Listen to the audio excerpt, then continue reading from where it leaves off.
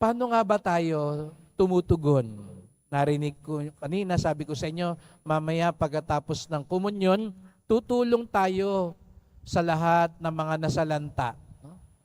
Nung Miyerkules, nung kasagsagan ng baha, hindi po natin sinara ang simbahan at dito tumuloy yung mga na-stranded, pinakain po natin sila at sila'y panandaliang namalagi dito sapagkat ang dambana ni Jesus Nazareno ay tahanan ng bawat Pilipino. Ang simbahan ay tahanan din natin. At agad din tayong tumulong sa mga nangangailangan.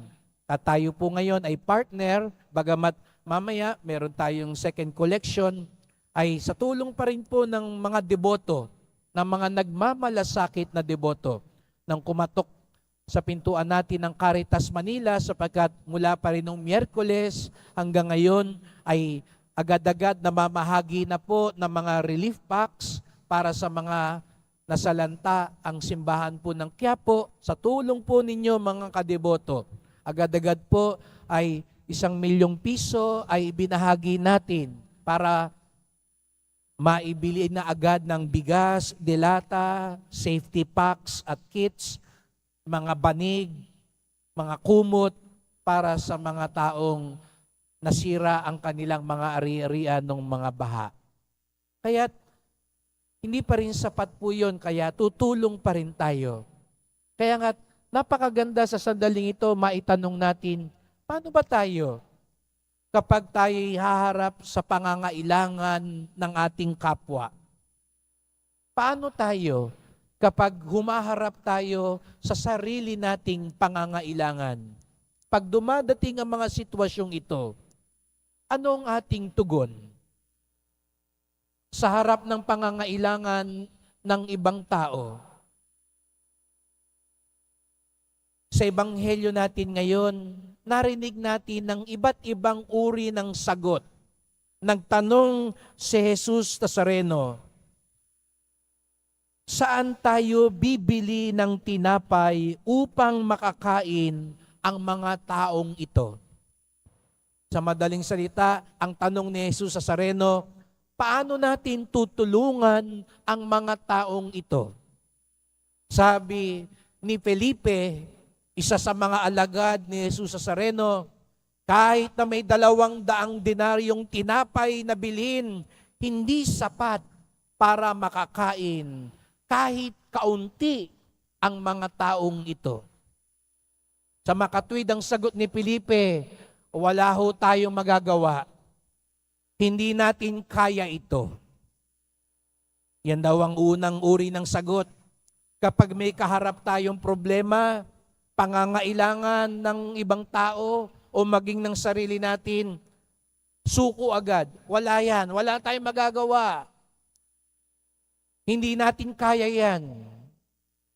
Ganun ba tayong klaseng tao? Kapag merong kagad pangangailangan, wala yan. Suko agad. Mahirap yan. Hindi natin kaya yan. Nandiyan naman yung isa pang alagad, si Andres. Ang sagot niya sa tanong ni Jesus Nazareno, mayroon po ditong isang batang lalaking may dalang 5 tinapay at 2 isda. Ngunit, gaano po ito sa ganyang karaming tao? Si Felipe, ang sagot niya, wala tayong magagawa. Hindi natin kaya yan. Si Andres naman, sabi niya, meron dito, pero kulang. Hindi pa rin natin kaya. Kulang. Ganun ba tayong klaseng tao? Sa harap ng pangangailangan, para ba tayong si Felipe? Wala. Minsan binibiro ko yung mga tao kapag may lumapit sa inyo. Lalo na ngayon, maraming nangangailangan. Tatanungin ka, may pera ka ba dyan? Anong sagot na iba sa atin? Aminin natin. Wala. Minsan binibiro ko yung katabi ko, sana magkatotoo, mawalan ka talaga ng pera. Kasi sa totoo naman meron. Pero ang sagot mo lang, wala. Aminin. Wala. Meron ka ba dyan? Wala. Wala. Sana magkatotoo. Biro lang ho. Pero yung iba sa atin siguro ikakatwiran, Father, meron naman talaga eh. Pero kulang. Kulang ho ito sa amin nga lang, kulang na ho ito eh. Kaya sinabi ko na ho, wala. Dahil ang katwiran natin, tingin natin kulang. Pag ganun daw ang pag-iisip natin, tandaan nyo, ang patron nyo, si Felipe at Andres. Alam nyo na ang patron saint nyo. Yung patron saint ng mga lagi nagsasabing wala, ayan, si Felipe. Yung mga lagi naman nagsasabing kulang, kulang, hindi sapat, si Andres. Pero ano ginawa ni Jesus sa Sareno? Akin na yan, yung maliit na yan, tinapay na yan, yung isdang yan. Ano ginawa niya? Nagpasalamat siya, nagdasal siya, ipinagkatiwala niya sa Ama, at anong nangyari? Mula sa kulang, napakain ng 5,000 tao. Yung wala, yung kulang, hindi lang naging sapat, naging sobra-sobra pa. Biruin niyo yun mga kapatid. Yung wala, yung kulang, hindi lang naging sapat, higit pa sa sapat, sobra-sobra, may labis pa. Ito ang ipagdasal natin mga kapatid, na igawad sa ating biyaya ng Panginoon, na matulad tayo kay Jesus sa Sareno, sa gitna ng kawalan, sa gitna ng kakulangan, matuto tayong magpasalamat, magtiwala, upang tayo'y matutong magbahagi ng biyaya. Sapagkat kapag ganun daw ang nangyari, huwag kang mag-alala, hindi ka mauubusan. Di ba ganun tayo lagi? Kaya laging wala, kaya laging kulang, natatakot tayong maubusan, natatakot tayong mawalan. Pero pinapaalala sa atin ni Jesus sa Sareno, hindi tayo mawawalan. Sa kabilang dako, labis-labis pa. Kaya nga tayo nandito. Binahagi ko po kahapon, nung pong kasagsagan ng bagyo, nung Miyerkules, nung baha, may napadpad po dito mag-asawa, galing Bicol. Hindi nila alam babaha, kaya nakabiyahe na ho sila. Halos 15 oras. Pinag-ipunan nila yung pamasahe nila para makaluwas sila sa Maynila at makapunta sa simbahan ng Quiapo. Pero nung papasok na sila sa Metro Manila at nabalitaan nila yung baha, nalungkot sila, sabi nila, kung kailan naman tayo luluwas. Pinag-ipunan natin to, ang hirap makalikom para pamasahe lang sa bus, makaluwas. Ngayon pa bumaha. Kaya't akala nila, sabi nila, siguro sarado yung simbahan ng Quiapo. Kaya sabi ng mag-asawa, pero tuloy pa rin tayo. Kahit doon lang tayo sa pintuan ng simbahan, makahawak lang tayo sa pintuan ng simbahan, sulit na yung pinag-ipunan natin at sinakripisyo nating biyahe. Kahit doon lang tayo sa pintuan. Kaya laking saya nila, nung pagdating nila dito sa Quiapo, nakita nila, bukas ang simbahan. Tuloy ang mga misa.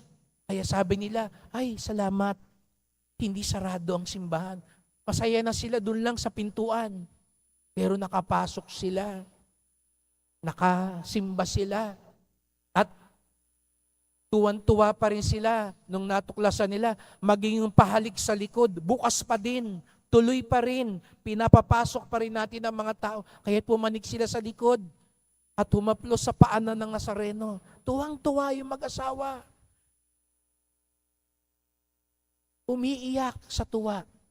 At pagkatapos nun, nagulat sila, nung nakausap nila yung ibang ating mga kasamahan dito, tumuli sila doon sa kamay ng Nazareno at nagpabasbas. Iyak sila ng iyak. Biruin niyo mga kapatid. Pinag-ipunan nila yung pamasahe.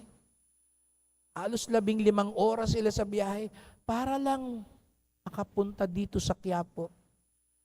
At anong natuklasan nila? Sapat na sa kanila yung pintuan. Nakapasok sila, nakasimba sila, nakahalik sila, at nabasbasan pa sila ng kamay. Nung inaalok po silang kumain po muna kayo. Sabi nila, hindi na po. Babalik na po kami uli sa Bicol. Dahil yun lang naman pong sinadya namin dito.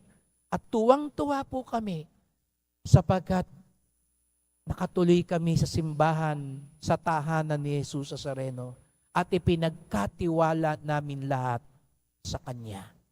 Mga kapatid, ito ang ating ipagdasal. Tayo po mapalad. Kahit anong oras, pwede kayong makabalik dito sa simbahan ng Quiapo. Kahit anong oras, pwede kayong makapunta sa likod. Pero ibang mga kapatid natin, napakalaking sakripisyo ang gagawin. Pero hindi nila ito alintana sapagkat pinagkakatiwala nila lahat sa Kanya. At ito ang nais ipabatid sa atin. Ang tunay na deboto, ipinagkakatiwala ang lahat sa Kanya. At dahil marunong magpasalamat, marunong magtiwala, nasasaksihan niya ang pagpapala at himala. Sapagkat alam niya, alam ni Jesus Nazareno kung ano ang kailangan natin. Kaya nga tayo nandito, di po ba? Kaya malakas ang loob natin magdebosyon. Kaya may katulad ng mag-asawang yon na susuungin ng lahat. Sapagkat sa puso nila, alam ni Jesus Nazareno ang kailangan natin. At dahil alam niya, katulad ng ginawa niya sa mga tao nung panahon na yon, hindi niya pinabayaan sila. Yung wala, yung kulang, naging sobra-sobra pa. Ngunit, hindi doon nagtatapos ang lahat. Kaya ipinapabatid sa atin ni Jesus Nazareno, alam ko ang kailangan nyo. Kapag nangyari na sa atin ang pagpapala, paglabas natin, kapag nakita natin ang ating kapwa, sana katulad din tayo ni Jesus Nazareno, alam ko ang pangangailangan ninyo.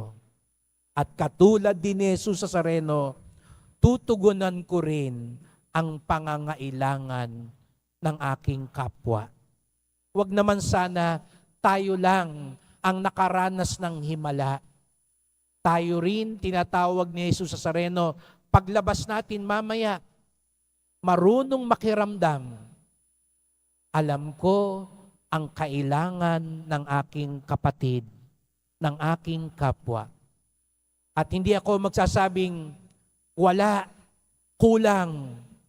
Anong gagawin natin? Tandaan niyo yung ginawa ni Jesus Nazareno. Nagpasalamat, nagtiwala, at nagbahagi. At dahil doon, buo na ang himala ng Diyos.